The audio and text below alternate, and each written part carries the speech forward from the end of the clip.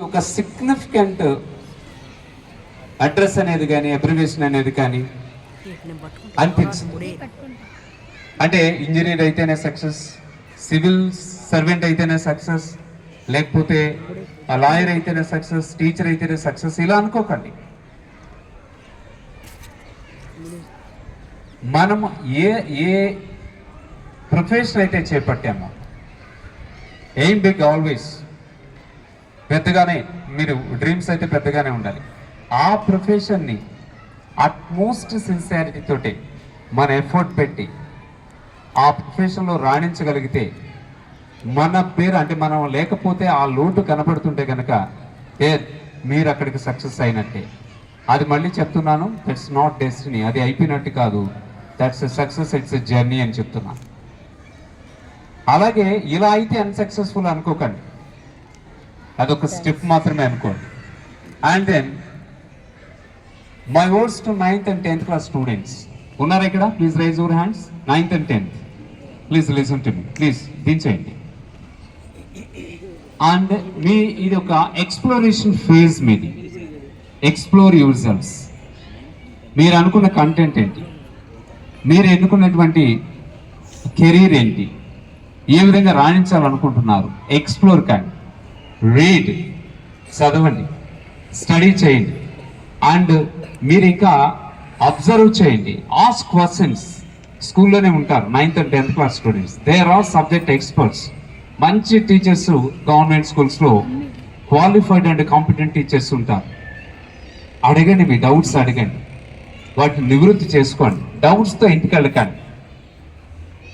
అబ్దుల్ కలాం గారిని ఒక మాట అడిగారు, హూ ఇస్ ఫస్ట్ సైంటిస్ట్ అని. Child is the first scientist అంటాడు ఆయన.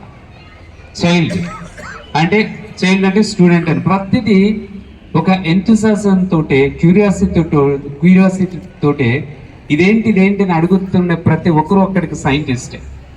ఇది ఎలా వచ్చింది, ఇది భూమి నుంచి పైనుంచి చెట్టు మీద నుంచి కింద ఎందుకు పడింది అని క్వశ్చన్ చేసుకుంటేనే ఈరోజు న్యూటన్ మనం గుర్తుపెట్టుకుంటున్నాం, రైట్?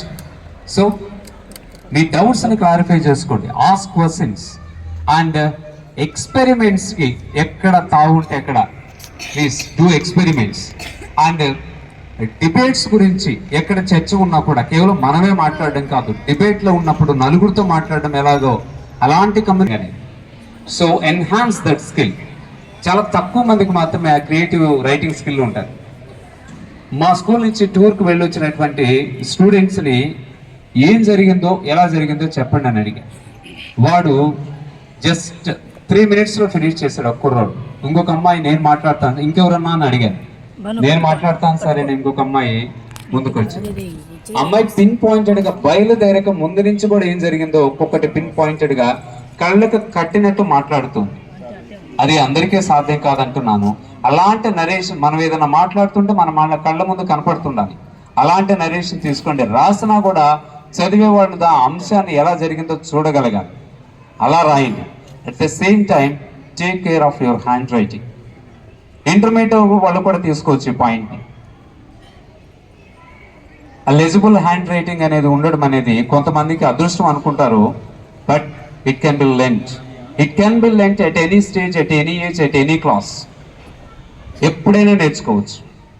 మంచి చేతి రాత ఉన్నవాళ్ళు మామూలుగా రాసేవాళ్ళ కంటే 30-40 ఎక్కువ మార్కులు తెచ్చుకునేటువంటి అవకాశం ఉంది.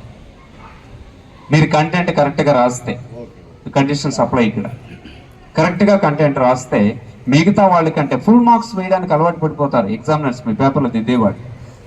అలాంటి చేతి రాతను ప్రాక్టీస్ చేయండి. ఒకే సైజు ఉండేలాగా చూసుకోండి, మీ అక్షరాలు ఒకే షేప్ ఉండేలాగా చూసుకోండి. క్యాపిటల్స్ తప్ప మిగతా అన్నీ కూడా ఒక సైజు ఉండాలి. షేప్ ఒకే విధంగా ఉండాలి. రైట్ స్లాంట్ రాస్తున్నారా, రైటే రాద్దాం. స్ట్రైట్ రాస్తున్నారా, స్ట్రైటే రాద్దాం. And space in between the words, పదాలకి మధ్య స్పేస్ ఉంచండి తగినంత. And speed, proper speed maintain చేయండి హ్యాండ్ రైటింగ్ రాసేటప్పుడు. ఎందుకంటే ఎగ్జామినేషన్ని మనము సరైన టైంకి ఫినిష్ చేయాల్సి ఉంటుంది. వీటి మీద ఫోకస్ చేయండి. అండ్ ఇంటర్మీడియట్ వాళ్ళు ఒకసారి రైజ్ యువర్ హ్యాండ్స్. లేరెవరు స్కూల్స్ నుంచే వచ్చారు? యా, ఉంటే వాళ్ళతో 2 మాటలు మాట్లాడదు అనుకో, లేదంటే ఒక పాయింట్ స్కిప్ చేద్దాం. ఇక ఫీచర్ ఎవరిదిరా అంటే ఫ్యూచర్. హార్డ్ వర్క్ చేయొచ్చు, స్టడీస్ లో మనం అంతా బాగుండొచ్చు. At the same time skills will rule the future. Those who have skills, నైపుణ్యాలు ఎవరు కలిగి ఉంటారో, కమ్యూనికేషన్